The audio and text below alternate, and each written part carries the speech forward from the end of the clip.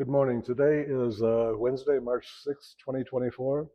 My name is David Pyle, and I'm interviewing Colonel Tom Rynders, retired U.S. Army, at the Rocky Mountain Regional VA Center in Aurora, Colorado, as part of the Remembering Our Veterans program.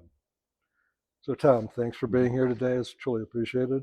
We'll just begin with your childhood, where you grew up, and your family, and your early education. Sure. Thanks, David. Sure. Grew up in a couple of different places. My dad was Air Force. Okay.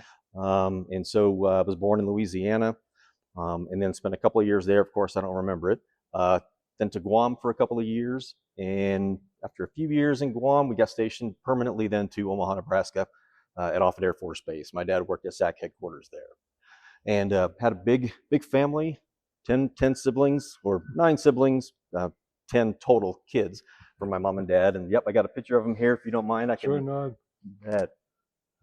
So this is all of us in 1970 when we moved to Omaha, Nebraska. You can see mom and dad there on the left. And then Randy, Steve, Perry, Bobby, Alicia, Chris, Philip, Dan, myself, and Becky. And I'm the little guy down in the front in the yellow shirt. So tell how happy I was to be in Omaha, Nebraska. Are we being facetious here? No, of course not. Great place to live. That's great. That's kind of unusual as far as being an Air Force brat and then finally getting a permanent assignment there. Yeah, it was unusual, especially back then in the 70s. They were still moving military members around quite often, not as much as they are now. But I think my dad was just able to go to the boss and say, come on, 10 kids, Sure. Please don't do it again. Right. So, but during that time we were there, he did do a tour in Vietnam from 1973 to 74, very late in the war. He was there for about 6 months, and went to Thailand to finish his other 6 months before he came back. But it was a 1-year deployment for my dad, and my mom was saddled with 10 of us at home by herself for a full year. So, wow, I think I was only 7 or 8 years old when that happened. But God, boy, that must have been really difficult for your mom. oh, no doubt it 10 was. kids on her own, like on her that. own, yes. And that was back in the days. There was no iPhones, no Skype, no internet, no nothing. It was wait for a letter to come in the mail from dad, or wait for that phone call. So, Well, that must have been really challenging, I'm sure. Yep, it sure was. That's amazing. Let's talk about your education. You went to schools there in Omaha then, and you went on to the university. Yep, I graduated from Bellevue East High School, which is just south of Omaha, in 1984. And then within about a year, I joined the Air Force Reserves. I didn't know about the reserves until I asked. I was glad to know that, though. But then went to college at Bellevue University in Bellevue, Nebraska, and then went out to Kearney, Nebraska. And back then it was Kearney State College. And in 1990, they changed the name of it to University of Nebraska, Kearney. But that's where I went ROTC and got commissioned as a lieutenant and graduated with a history degree in 1992 from there. That's great. So you went into the Army at what year was it? Actually, the Air Force Reserves is where my first military tour took me. I didn't know much about the other services growing up Air Force. That's what I was understood and was used to. They said you can work on A-10 attack aircraft as a jet engine mechanic. So I went to Lackland Air Force Base. There we go. Okay, maybe I can zoom this up a little bit, but that's my basic training picture from Lackland Air Force Base in March of, wow, David, it was yesterday in 1985 that I started basic training at Lackland Air Force Base. So down there on the front row, I'm the tall guy. From the left, I think you look over maybe 3 or 4. That's me right there. second from the left there. So you were what, 18 at that time? I was 18 years old. Yep. And then, so when I came back after basic training, learned a little bit about how to work on jet engines, and then went to college in Kearney, Nebraska. That's great. Did you do that through the military then? Or? No. Actually, when I moved out to Kearney a few years after, I joined the Army National Guard. Big Army National Guard presence there in Nebraska. The university had Army ROTC, and that was it. No Air Force or Navy. So the recruiter there talked me into being a soldier. But an officer. At that, Little culture shock an from coming from the Air Force. Gentleman, eh? Mhm. Well, that's Yeah. amazing. It's like, okay, so what motivated you to join the military? I was at that point in life, like a lot of other kids, right out of high school, wasn't sure where to go, what to do next, but I knew that I was familiar with the Air Force or the military, knew I wanted to be part of it in some way, wasn't sure about a career. That's when I learned about the reserves, and they said, hey, just go to basic training and learn your tech school trade in the Air Force, and then it's just 1 weekend a month, and then the 2 weeks in the summer is the obligation. So that sounded good to me. And then when I got out to Kearney, Nebraska, and they had Army ROTC, they also had the National Guard, which I served in, was paying tuition waivers up to 75%. And that spoke pretty loud. So I went to Army advanced training as a medic in San Antonio, and then served in the Army National Guard until I retired from there. Yeah, That's so great. it was, Well, you spent how many years did you spend enlisted then? let's see, from 1985 to 1991, so 6 years enlisted. Okay. 3 as a jet engine mechanic in the Air Force, and 3 or close to 4 as a combat medic in the Army National Guard. That's a Yeah. really interesting kind of Mhm. experience like that. But so you you were working on A-10s, did you say? Yes, they had an A-10 squadron down at Richards Gebaur Air Force Base, just south of Kansas City, Missouri. And that's where I did my weekends.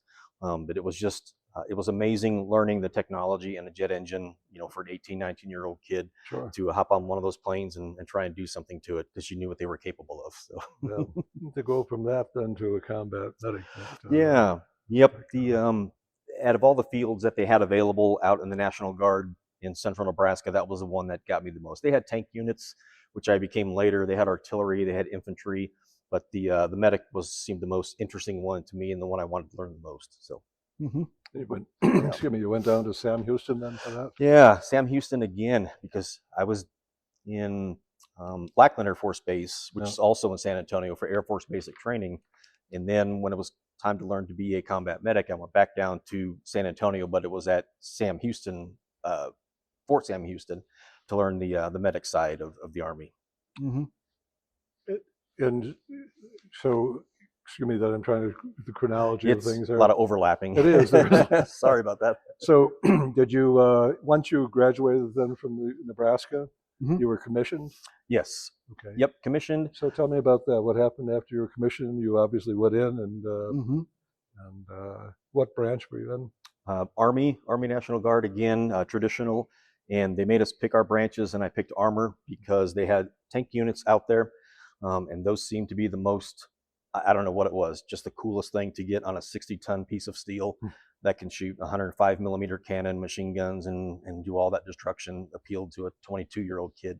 So when I was commissioned as a lieutenant, that's what I picked, was the tank or the armor branch. Sure. And then went down to Fort Knox, Kentucky for about 5 months to learn how to be an armor platoon leader. Yeah. And from there you went on to there. So I stayed as an armor platoon leader, and then went on to be an armor company executive officer. Then I transferred over to the cavalry units, which they had on the eastern side of the state, as a troop commander, and then a squadron commander. Eventually, I was the operations officer for that unit. It's based out of Lincoln, Nebraska. That was in about 1998 is when I switched over to the cavalry. Yeah, from traditional tank units out in other parts of the state. So that's how interesting, how diverse your experience has been with that whole thing there. Yeah. So you went from Fort Knox over to what was Fort Campbell? For all the tank the training, cavalry? the cavalry is also at Fort Knox. Yeah. Oh, yeah. Really? Yep. Okay. Hadn't understood that. Yeah. So the cavalry is not a branch like armor is. Cavalry is the type of a unit. So all the cavalry soldiers still go to Fort Knox for their training with the armory units, and then they might do some kind of cavalry tactics and cavalry training from there. But all of the armor and cavalry used to be at Fort Knox. Now that all went over to Fort Benning about 15 years ago. Is that right? Yeah. Yep, they moved it. And Fort Knox is a big administrative personnel base. They may have some active units there, I'm not sure of, but I did my basic training there. So oh, okay. That was some 55 years ago. Disney Barracks? Pardon? Disney Barracks, that's what they were called. Really? I don't know. Okay. Why were they called that? That's interesting. No, that was the name of the person that was named after. Really? Yeah, Disney. Not sure what the background was on the person, but yeah, Disney barracks. I had no idea. Not No, Walt Disney. I just remember A16-4, whatever it was. Okay, you don't forget those things, do you? No, you don't. That I didn't remember. But, Yeah, and this is when I first, well, a few years after I met my wife back in. So this is when we were out in Kearney, Nebraska, and I was still a cadet in ROTC. That's my wife, Chris, and we were at a dining out. That was around 1990 or 1991. she's lovely. Thanks. Yep, well, so that brings us into the 90s then. Did you go to Desert Storm or anything? Were you part of that? No, I was still in ROTC in college during okay. Desert Storm, and Okay. they wouldn't let us go as much as we wanted to. Yeah, and so through most of the 90s, served in the tank and the cavalry units. No deployments, and then even as the 90s kind of wound down, there were a lot of budget cuts and things like that in the military, so the training got even leaner. But we did have some opportunities to go train overseas sometimes, maybe to Germany for a couple of weeks. Some of our units went down to Honduras for a couple of weeks for some training there. But up until that part, it was pretty much just about 1 weekend a month and 2 weeks a year until, of course, September 11th, 2001. So we'll get to that, come back to that. But so you had a regular kind of job during this time as well then? Yep. Yeah, I sure did. I worked at Ford Motor Company starting in 1996 as a customer service representative. They had a service center in West Omaha. And I worked there all the way through 2003 when I went active duty. So it was tough balancing the professionalism or the profession of working at Ford Motor Company, and then also doing the drills on the weekends with the National Guard. And sometimes there were additional drills or some late nights during the week where you go and train. And so it was tough to balance the civilian obligations with a career and the military obligations that you had as a career both. Is that pretty common experience for most people in the Guard? Yeah, I think so. Yeah, I would think so too. How about Ford? Did they support you in this pretty much? Yeah, I deployed twice while I was still working there. Once to Kuwait in 2001, and then to Bosnia in 2003. And yeah, they were supportive. Get back and there's of course the labor laws and things like that they're bound to, but they always seem to be understanding of the training obligation that I had to make, and just that I had two careers, two professions. Then after September 11th, of course, yeah, that's when just about everything kind of the doors opened, and there was no conflict, it seemed, between the obligations you had to the military and the obligations you had to civilian. There was much more understanding.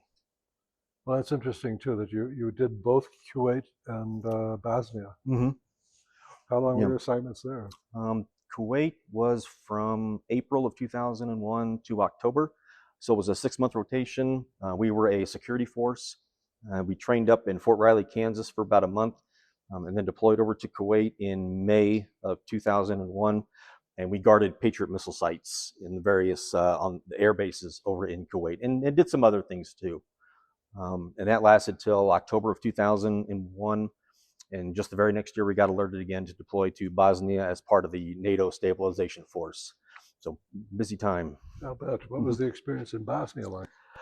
It was it was sad. It was a good experience overall as far as what we were doing over there, but to see what that country did to themselves during their civil war in the 80s and 90s, you see what they once had before their conflict, and then you see what it turned into after Serbs turned against Muslims, who turned against Bosnians and Croatians. It was Absolutely. it was sad to see all the war damage and just to see how desperate they were to just to get that quality of life back to it was before. And it probably still isn't there, David, even after this long. So yeah, I can well imagine that would be incredibly difficult. I mean, it was literally genocide going on. It sure was. Yeah, it was. I got a couple of shots of Kuwait. That was in 2001, probably a little after we arrived there. That's the staff. And yeah, I'm the guy in the middle facing forward. So, and then let's see what else we have from Kuwait. Oh, We'll love try the it again iPad, here. yeah, there you Yeah, I know. Technology. So go. just some of the soldiers out on the rifle range. You always had to keep up your skills on the weapons you were assigned. This one might be tough to see, but every now and then we'd be What do you, out driving in the open, and there'd be a camel guy out there, and we'd stop and talk to him, and he'd say, "Hey, how about a camel ride?" is that you on a camel? No, I took the picture. Say, what are you doing to that camel? This was also kind of interesting. What this was called the boneyard. There were several of them in Kuwait, and these are all of the vehicles that were destroyed, Iraqi vehicles that were destroyed in Desert Storm, Right. and they just put a big fence around them and left them out there. But there's tanks, armored personnel carriers, and that was always a good place to go take people who were visiting. Just unbelievable how many were out there, though. And that went on for miles, didn't it? It did, yeah. These boneyards, there were 3 or 4 of them there, but they just went on forever. You can tell that's just where they stopped and said, "Okay, that's enough. Put the fence around them and stay away." So, and that was myself and some of the staff up on the border of Iraq, and there was a big sign saying, "Do not go past this spot, or else." So this was pre 9/11.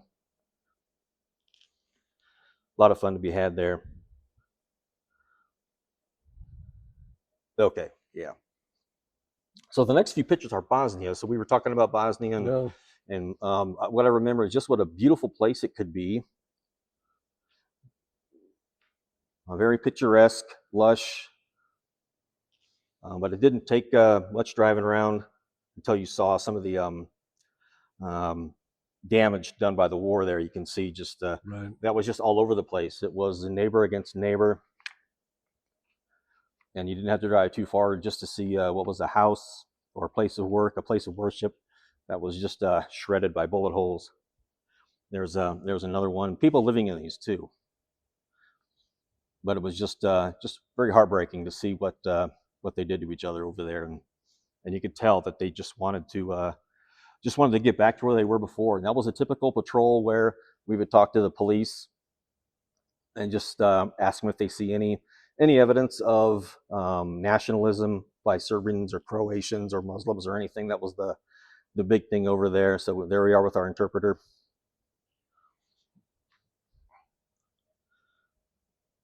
I think after that it goes on to, yep, then we get into... there you go. We'll come to that, huh? Yeah.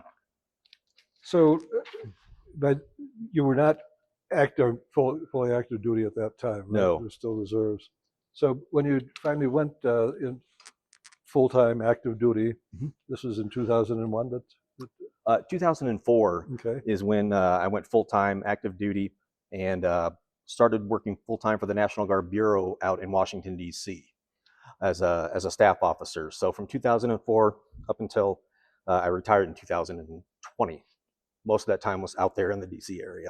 Are you at the Pentagon or? I spent 4 years in the Pentagon, working on one of the undersecretary staffs, and then the other tours from there were working at the National Guard Bureau. Very busy time for the National Guard then, of course, because they were still getting units prepared and mobilized and deployed overseas. That actually went all the way up until almost I retired when we pulled out of Afghanistan. Yep. So did you get any assigned to Afghanistan or Iraq? Apparently Both. we're in Iraq, right? No, right? Yeah. I did a tour in Iraq in 2006 as part of a National Guard Bureau staff. And I was over there from March to, I think, September of 2006. On the west side of Baghdad, there was the 4-star headquarters at Camp Victory. That's where I stayed. And my job there was to escort senior leaders around to the different units. And it was the best job I think anybody could have over there, was getting to see all of the other units that were there, because you'd get some general officers who wanted to come over and say, "Hey, I want to see my troops." And my job was to arrange the transportation and the visit. So I got to meet a lot of units that were stationed around Iraq during that time. That should have been very interesting. I'm It sure was. in terms of the individual you're meeting and It was. dealing with. And, it was coordinate, facilitate those things. quite a privilege. And so this is myself and a couple of our staff guys when we were down at the famous place where the swords cross the parade field in downtown Baghdad. Great photo op place there. Yeah. And then our staff worked. That was the one of Saddam Hussein's palaces. He had many. And this one was just unbelievable when you get inside to see how he lived. But we turned it into our headquarters. Yeah, this was the Fall Palace is what it was called, and it was out by the airport. So was that fairly opulent as far as just? It was. Yeah. It was just how ornate it was on the inside, and just how big it was, and just to know that he had dozens of these across the country that were all his was just, you just wonder what went through his mind to mess all that up, but he did. Yeah, that's amazing. and it was hot there. It was of course, the Middle East desert was just, you can't really understand the heat unless you're there. Right. And sometimes we'd have our Humvees or our SUVs that we drove around in. We'd pull them out of park, and sometimes the rubber would be melted on the blacktop. Yeah, it was just. That's amazing. Why do people live there? But so was Baghdad it was not in the desert? Was it on it, or was it in it?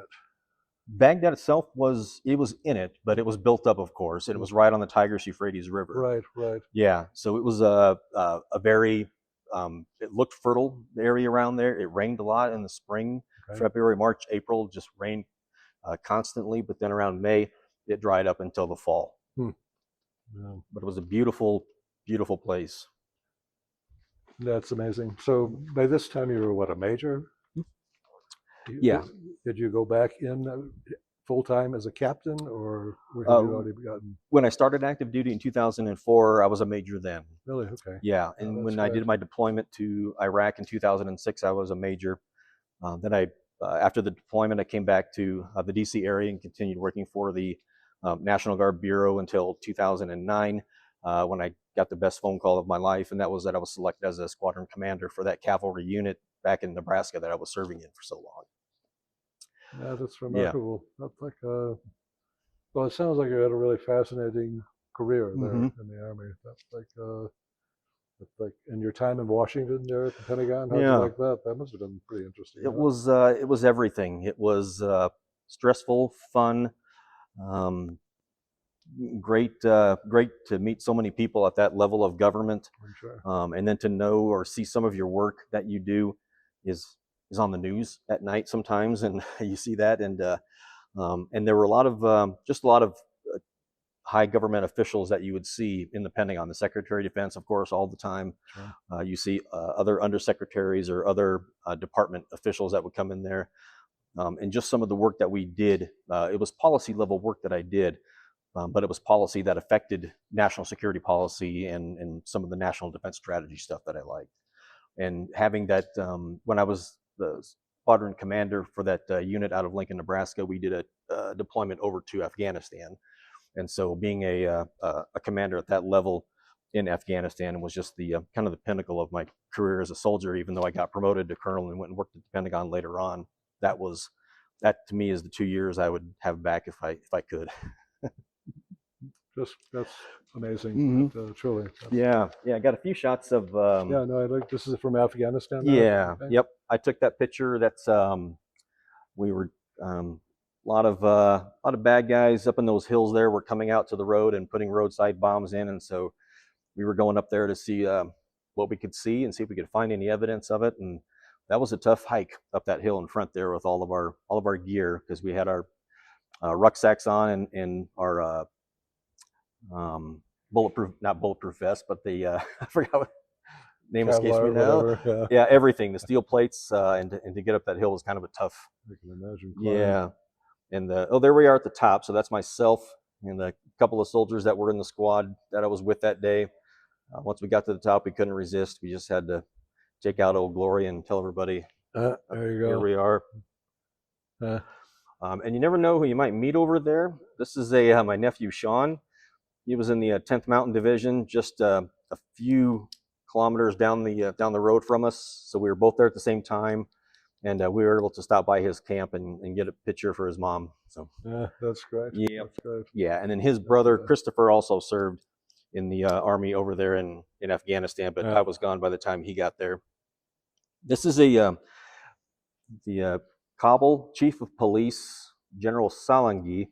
He was one of the Afghan senior leaders that I was responsible for mentoring and helping train his units.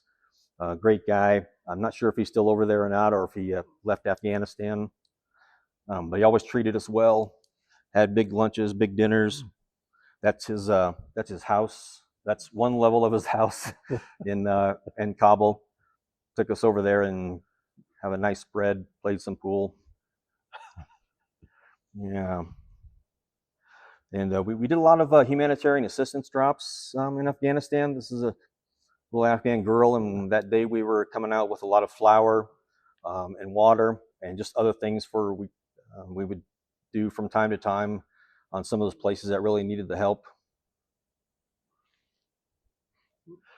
This was this was a government building the day after I was in there for lunch with a bunch of local police and security officials. They missed the day. They thought we were in there the day they bombed it, but we weren't. We were in there the day before. And when we got home that night after the dinner, they said, "Hey, the center just got bombed down in Musahi by that was a car bomb. You might be able to see the crater in the front. Might be kind of tough to see there, but it's there. But we're very lucky not to be in there the day that happened." Oh, I know I got more. This one's kind of funny. We were on one of the few highways in Afghanistan in an SUV doing about 50 or 60 miles an hour, and these guys just came screaming by us, and they slowed down and waved, and they were just laughing. I just can't believe how reckless it was, because they were just flying on that little makeshift motorcycle there. But it was funny. One of those humorous moments. Not many. This is what they call a jingo truck. And you really have to zoom in, but I probably can't zoom in enough. You might not notice it, but there's around 5 or 6 people stashed in the back of that thing. You might see the woman at the top, and if you look real close, you can see a foot sticking out of a couple of places and another head somewhere. And just that's the way they get around over there, is just pack as many people as you can and get from place to place. Yeah, that's amazing. Magic touches here, David. There you go.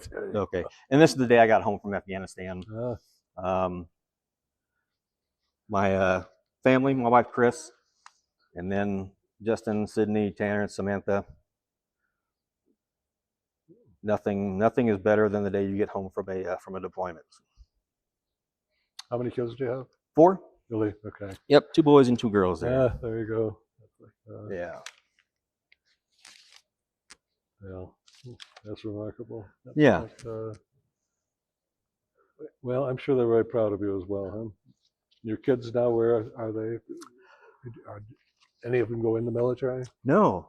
My oldest one, Justin, is a pilot for Delta Airlines. Yeah, okay. My daughter, Sydney, she lives in Washington, D.C., and works for a organization that provides subsidies for childcare for military families. I think it's called Childcare America.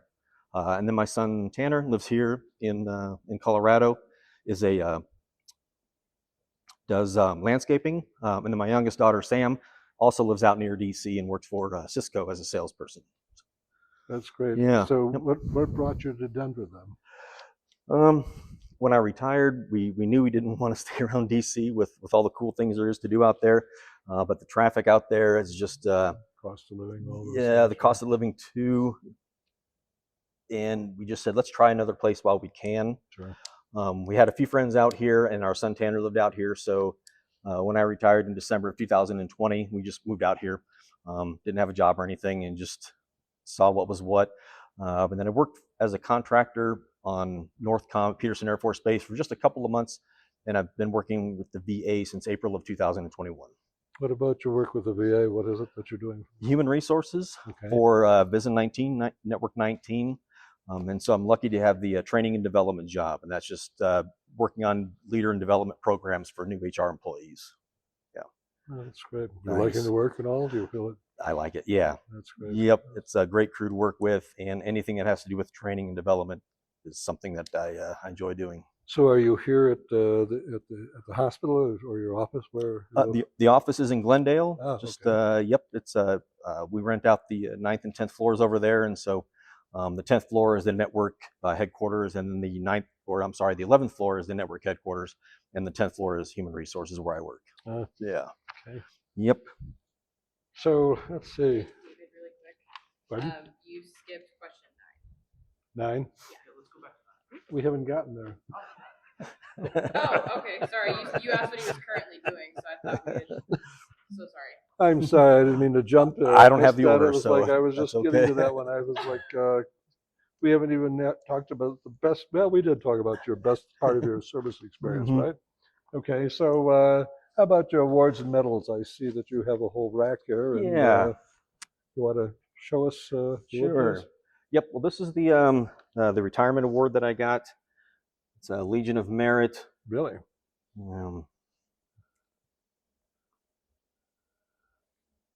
Haven't worn it yet. It costs a lot these days to get awards for your uniforms. I mean, quite a bit. But this is what they call the ribbon rack, and so this is almost all of my my awards. So okay, sure.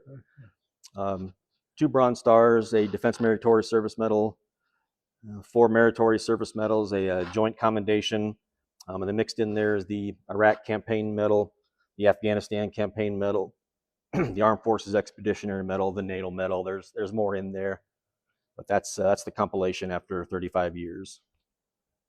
That's remarkable. Yeah. That's like, and particularly the Legion of Merit. Oh, sure, yeah, because that kind of covers the whole 35 years. Yeah. Yep. That's wonderful. That's Thanks. wonderful.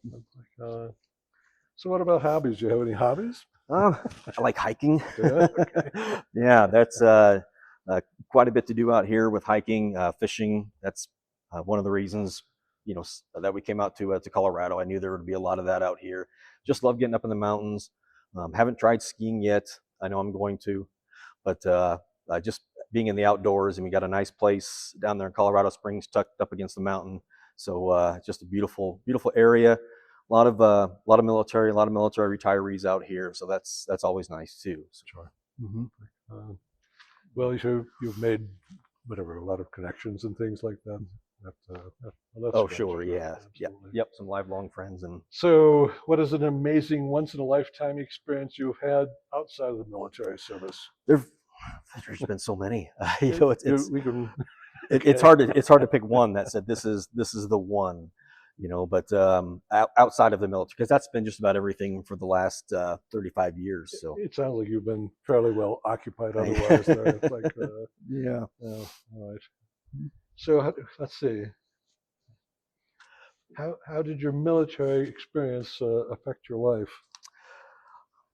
It certainly made me appreciate what we have here in this country after seeing so many other countries. I've been to other ones besides the ones that were served in wartime, but just to see other countries and what their cultures are like and what their lifestyles and their standard of living is like. Now seeing all that in retrospect, it really, really makes me appreciate what we have here and how hard we have to work to keep it. To maintain it, sure. Yeah. And I didn't mean to. Most of the folks we interview are not retired people. Oh, okay. And so oftentimes you'll have a lot of guys who've done 2 or 3 years or whatever. Mm-hmm. And so in retrospect, it's that kind of thing in terms of how that affected their lives. Mm-hmm. I'm sure as a 35-year career officer, whatever, it's like it has had a profound effect on you and your experiences that arose out of that. Yeah, So absolutely forgive has. me, I didn't mean any kind of That's disrespect okay. whatsoever. No, not at all, Dave. Okay, so life lessons learned from your military service. Got to have a plan. That's probably what I learned the most is you don't do anything in the military without having a plan for it, and how much that can translate into what you do personally in life, whether it's your family or your occupation. or even hobbies or anything you do, have a plan. Health and fitness is another thing that I was grateful to learn in the military, just the emphasis they place on it, and what it means to be healthy and fit, and take that with you after you leave the military, because it's so important. And then also just lifelong relationships. I still am in touch with people that I went to basic training with, and still in touch with people that I worked with when I retired. And so I like to keep up those relationships. And social media does have its virtues, with everything you can say about it. But I'm certainly grateful for all the people that I interacted with over the years. Sure. And staying in touch with them has been great. So let's see. There are things that you miss about being in the service? I missed, since I retired and I've been working at the VA, it's pretty much a office. That's it. Not that there's anything pejorative about that, but in the military, you knew you were going to get another assignment within a couple of years and get to do a new job and meet new people, travel, and look forward to maybe serving in places that you hadn't expected. So I do miss that, but there's a lot I don't miss too. I don't miss um, some of the training where you are going for 24, 36 plus hours on just nothing but coffee and donuts. That's kind of tough. I certainly don't miss being away from the family so much. That was tough. Miss some graduations and some other things. And that's you never get that time back. So now I'm more conscious of what I spend my time doing when I look back and realize, okay, there was a lot to make up there. Mm-hmm. Absolutely appreciate that. So is there anything you're glad you left behind? We covered, I think you just covered that. So what do you wish more people, civilians, knew about veterans and or military service? How challenging it is, and also the sacrifices you make. Not many other professions do you have to meet physical standards and take fitness tests to stay in, not only to stay in, but to achieve merit and get promotions and advancement. But the sacrifices also when they are told to go somewhere, hey, you don't have a choice. It's your country needs you to go here and do this, and it's not negotiable. And so that is a big sacrifice that a lot of service members, or most service members, will make sometime in their careers. But also that the family is in the military just as much as the service member is. They have to move to base with the service member. The kids have to go to different schools, which is it can be tough. And then when the deployments come up, the service member, mom or dad, brother or sister, might be gone for a year plus to a very dangerous place. And that's service members shouldn't underestimate what it is they may be asked to do by their country, because it's no joke when you get those orders to go somewhere to defend the country and prepare for it. So, and what are the effects both on yourself, your family, others, mm-hmm. whatever? Absolutely. Yep. Yeah. Yeah. It's a great day when everybody in the unit comes back. So Tom, what would you like people to know or remember from your journey here? My journey personally is like all the others, I would say, or not different than most others. It was a long tour of service for 35 years. I was glad I got to work with both part-time soldiers, which is a big part of our military force, and full-time. But that any veteran, if it was just one tour, 3 or 4 or 5 years in the service, face just the same sacrifices and just the same dangers and rigors of military service that somebody does for 20 or 30 plus years. And so they do it for a reason. It's because they love the country. And that's what I think people should appreciate about veterans and service members. So what message would you like to leave for future generations who will view this interview? Take your military service seriously. You're being trained to do something that is in defense of a country, and it's try not to look at the military as a job. It can be a job. It can feel like a job, but everybody's role, regardless of what they do, fits into somehow the nation's defense, whether that's preventing wars or winning wars. And that's, I think, the attitude that service members or young recruits should have now when they serve. So, you know, you also, I tell you what, this other question here, is there anything else you'd like to add that we haven't covered in this interview? There's just a couple other pictures I'd like to show. And I'd like to hear that too, and I'd like to things I've see some of your collected. mementos or whatever, you know, and hear All about right. that. So how about if we do that? Thanks. Yeah. So this is okay. This is my ego moment. We had some correspondents over in Afghanistan that came to visit us, and one of the photographers took a picture of me just after a patrol. We got inside the wire, and she said, "Just relax." And I leaned up against the Humvee and looked relaxed. She took the photo.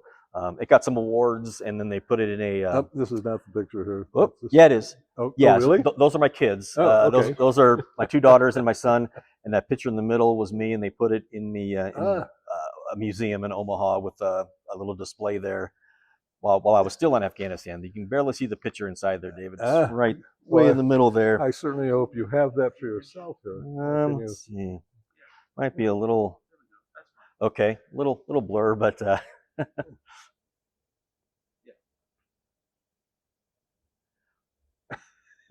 There we go. Yep. Well, may I see that again if you would? Still please? remember the day. Yeah, she just said act natural, so I just. Yeah, no, here, what a shot. That's great. That's like, yeah, and so when the I'm sure. family learned about it, they went down there, got the picture taken next to it. This is at a military ball out in D.C., and that's a friend of mine on the right side. And then in the middle there was General Peter Pace. He was the chairman of the Joint Chiefs at the time. He was our guest speaker. I mean, he said, "Hey, I got to go get a picture of these guys with the Stetsons on." So he was a great guy. This is General Pace in the middle. General Pace in the middle. I certainly heard about him. Yes. Yeah, definitely. And then one of the things when you do work out in DC is you might make some connections. And we had worked with a staff member who worked in the Obama administration briefly, and when the president went on vacation, she said, "Hey, everybody, let's go bowling in the White House." And so you see the Pentagon staff there that I worked in. I'm on the far right, and we bowled a couple of games while President Obama was on vacation in Hawaii. What is it? Well, the cat's away. What is it? When the cat's away, the mice will play. Something like that. Yeah, so there we are. So it's just 2 lanes there at the White House. Yeah, huh? 2 lanes, and the shoes. There's only 1 pair of each shoe size. So this may be a little dark, but that's just an award I was getting when I left the Pentagon. That's my boss there, Paul Patrick, one of the undersecretaries. Whoop. Sure. Thank you. This is the last one. This is a part of the group that went to ROTC back in 1990, 91 in Nebraska. We had an alumni reunion a couple of years ago, and so there we are. I'm in the uniform on the 3rd from the right there. But we do these every year now. It's great to get back with that group and just hear everybody's how things are going. Yeah. Well, you were the senior officer there. There were a couple other retared colonels. That was the only Is that one. right? Oh, besides another guy who wore his uniform. I can still fit, barely. Yeah. Well, you look like you were really fit for sure. You know, you still look fit. Do you work Thanks. out? No. No, you don't. Okay. So what about this? The hats and the lighter, and let's talk about that. Yeah, this is so when you're in the Army still has cavalry units, and you can join those cavalry units. You can buy a Stetson and wear it on certain occasions, like when there's cavalry events, formal events, or it's a uniform in your Stetson. You might remember the old Vietnam War Apocalypse Now, where the guy, he didn't go anywhere without that. Yeah. I was just thinking as I came in, I love the smell of popcorn.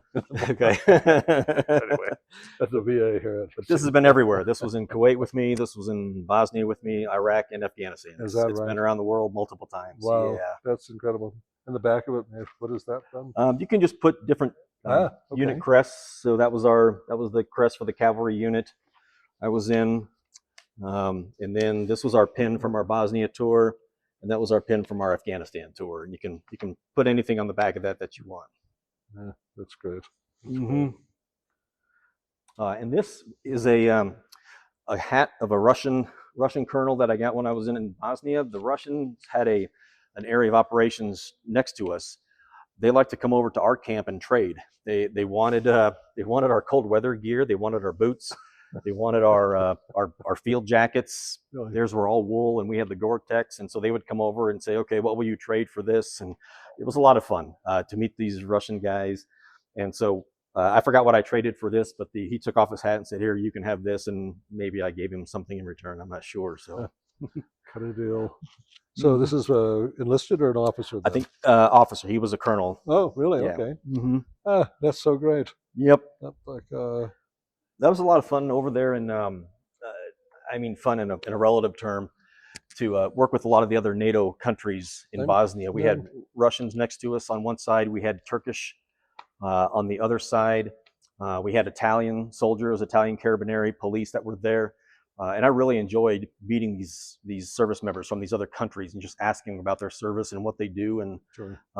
You know, are you drafted automatically? Do you have to serve? Some countries were like that, some weren't. Sure. But that was really, really enjoyable to do that. And even experience your shared humanity, I'm sure. Yeah. Well, huh? Oh, I'd like to meet those Russian guys again. Maybe they're in Ukraine or something, but God only knows what's happening there for sure. Yeah. So this is just a pocket watch of Saddam Hussein. Maybe kind of hard to see there. Yeah, I'm not sure where I got it. Somewhere in Baghdad. It's got his face in there. His face was everywhere. And then I got this little lighter that still works. This thing's 25 years old, but you open the top and it shows the Iraqi planes bombing the Americans. Really? I don't know if you can see that. Yeah, that's the little lights there. There you go. That's amazing. You find that at the palace? I don't think I got it at the palace. I think I got it somewhere off base. We were out maybe on a patrol or something, and there was a vendor nearby. I think it's probably where that came from. So, and then the last thing is got the most meaning for me anyway. This is a bottle of Jack Daniels, and the Jack Daniels company brewed 2 barrels for us, especially for my cavalry unit when we were in Afghanistan. And then from those 2 barrels, they made bottles, and we all bought the bottles. And maybe kind of hard to see there, but they've got our unit crest, and it says Afghanistan 2010 and 11. And this, I have 2 of these. One's empty. This one's just started a little while ago, but I share it just with the service members that I served with over there. So it will only become more precious. I'm yes. Sure, you know? Yeah. Well, that's great, Tom. This has really been an interesting interview. Thanks. I certainly appreciate taking time to do this and getting to know you. Truly, happy to do it, David. Likewise. Any other stories, interesting stories, things that really struck with you that you'll never forget? Not that I can think of. It was I think pretty much I hit them, and I think David got to all of them there. Just what were the good experiences, what were the bad experiences, and they all seem to kind of blend in now after so long. But when you think about it, you start to remember them. Yeah. I think you got a book in you there. So you know, it's like truly for the last 20 or 30 years here, you know, you pretty much covered. We're all at all these places. Yeah. You know? There were. I did overlook or I maybe forgot in Iraq on. This was maybe a humorous moment, but at the same time a serious moment. My boss and I were out doing PT on the west side of the camp, and we heard what sounded like kind of a gunfight going off the base, and got louder and louder as we were jogging around inside the perimeter of the camp, of course. And then we started hearing these what sounded like impact sounds over to the right. And I said, "Hey, boss, I think there's some shooting going on over there." And then a couple more came closer, and he said, "Hey, Tom, I think they're shooting at us." And so we just sprinted to a big wall and got on the backside of that wall, and the shooting in our direction stopped, but the gunfight going off the camp still going on. And it was getting louder, and we just stood there and figured it's probably best just to stay there and not move until it's over.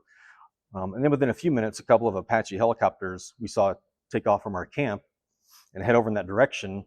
And hovered for just maybe 4 or 5 minutes, and then let loose their main gun for about 10 seconds, and everything was quiet after that. I can imagine.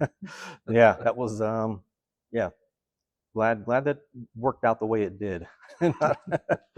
But the camp did get rocketed a few times. It was a big sprawling camp on the west side of the airport there, but shoot, when that happens, really you just hunker down wherever you are and wait till it's over.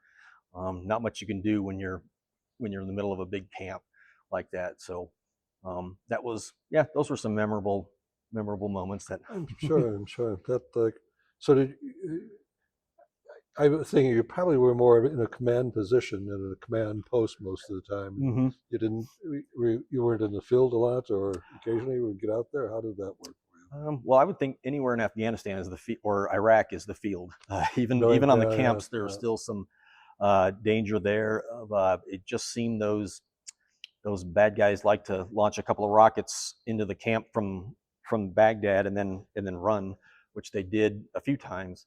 But Afghanistan was all outside the wire. It was all patrol, all working with the Afghan National Security Forces and the Afghan National Police, mentoring them to do security operations and everything from discipline to leadership was what we did in Afghanistan. How So were they to work with?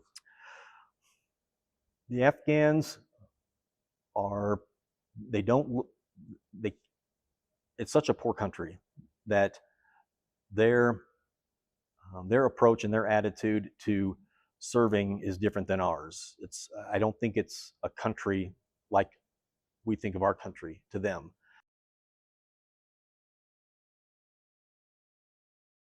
And as much as we try to mentor them to know how to do their jobs, to train, let's go to the rifle range today. Let's learn how to triage somebody who is injured today. Let's learn how to do proper security patrol formations. They were willing to do that, but a lot of times when we wanted to go train them, they were, maybe half of them would show up, or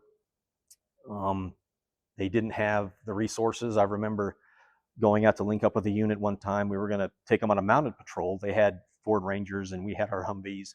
And when we got out there, they said they didn't have enough fuel.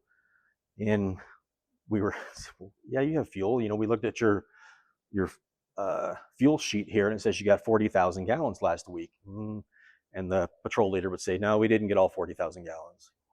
Well, why'd you sign for it? Oh, I have to. Well, how many gallons did you get? Oh, about 5,000. Well, what happened to the other 35,000 gallons? I don't know.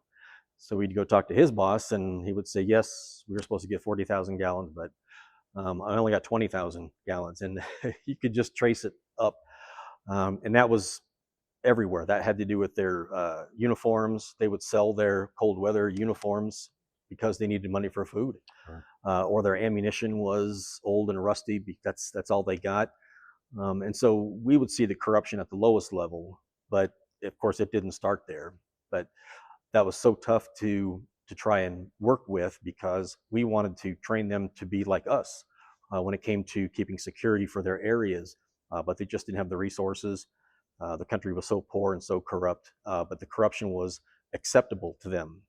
Whenever there was a new police chief brought into a district, the local population would know that it's time to pay up.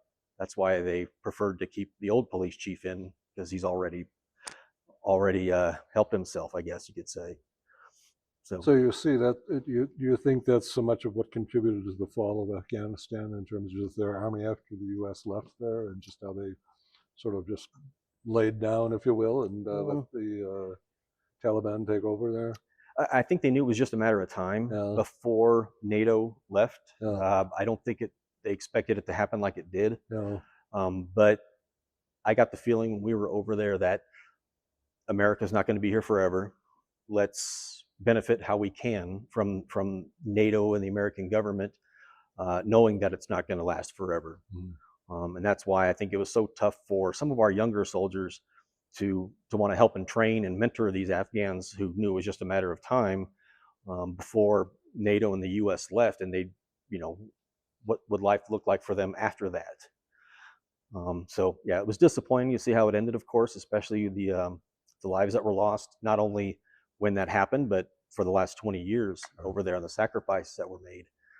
So that's not easy to accept, but you do, and you still have to understand the importance of our military.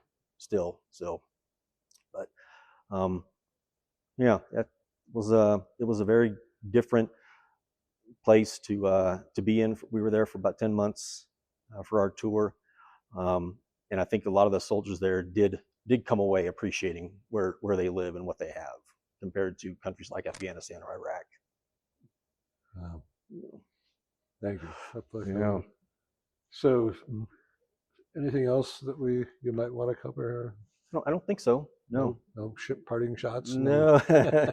No, just glad for what you guys are doing. This is a great organization, and I'm glad I learned about it, and it has to come. Tom, I want to thank you, sir. It's Thank been you, a David. pleasure. I really thank you Mine too. for coming in and taking time. Thank to you. do this. It's Bet.